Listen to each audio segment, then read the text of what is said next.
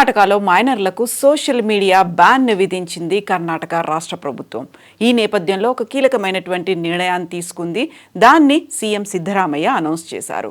కర్ణాటక రాష్ట్రంలో 16 ఏళ్లలోపు మైనర్లకు సోషల్ మీడియాను బ్యాన్ చేస్తున్నట్టుగా సీఎం సిద్ధరామయ్య అసెంబ్లీ బడ్జెట్ సమావేశంలో భాగంగా ఈరోజు అనౌన్స్ చేశారు. పిల్లలు, టీనేజర్లపై సోషల్ మీడియా దుష్ప్రభావం చూపుతుందనే కారణంగానే ఈ నిర్ణయం తీసుకున్నట్లుగా తెలిపారు.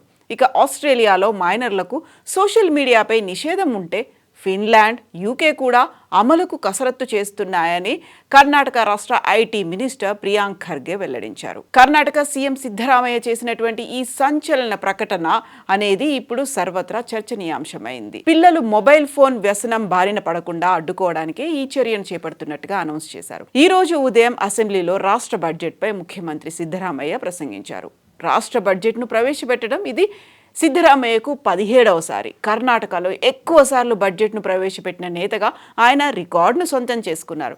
ఇక భారతదేశంలో ఎక్కువసార్లు రాష్ట్ర బడ్జెట్ను ప్రవేశపెట్టిన నేతల జాబితాలో సిద్ధరామయ్య 2వ స్థానంలో నిలిచారు. స్మార్ట్ ఫోన్ చేతిలోకి వచ్చే వయసు రోజు రోజుకు తగ్గిపోతుంది. పసిప్రాయం నుంచే స్క్రీన్లకు అలవాటు పడుతున్న పిల్లల్లో మానసిక ఆరోగ్యం దెబ్బతినడం, నిద్రలేమి, చదువుపై ఏకాగ్రత తగ్గడం వంటి సమస్యలు ప్రపంచవ్యాప్తంగా ఆందోళనకరంగా మారాయి. Social media, online gaming, AI చాట్బాట్లు పిల్లల జీవితంలో విడదీయలేని భాగమవుతున్న వేళ వాటి దుష్ప్రభావాలను రేపటి పౌరుల నుంచి తగ్గించేందుకు, వారిని రక్షించేందుకు ప్రపంచ దేశాలు కఠిన చర్యలకు సిద్ధమవుతున్నాయి.